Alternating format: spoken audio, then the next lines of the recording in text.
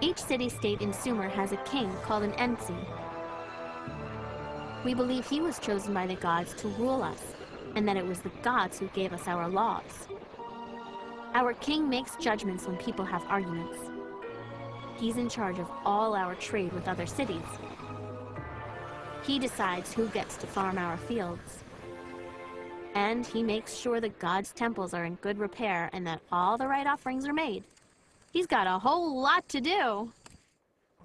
So obviously, he needs other people to help him do it. My dad is one of them, and of course my brother helps because he's a priest.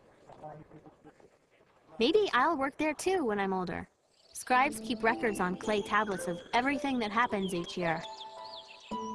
The king and the priests all work in the ziggurat. It's full of offices and workrooms and storage spaces. To support the king and the priests, our people pay taxes throughout the year. Usually, it's something like a couple of sheep or bags of grain. But there are taxes on almost everything.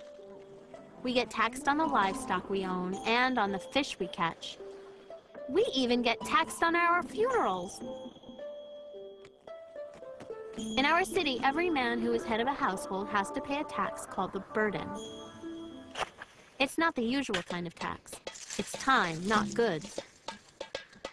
The men have to spend time working for the government, doing things that help or protect the city. For example, my uncle helped to harvest the barley crop. Other men have to go dig out the irrigation ditches to keep them clear. Our neighbor sent one of his slaves to do his work. My dad says you're not supposed to, but people do it if they can afford it. All the taxes go to the king. They pay for our army, which is pretty expensive, and also for repairs and improvements to our city. My grandfather always says, there are priests and there are kings, but the tax man is the one you should be afraid of.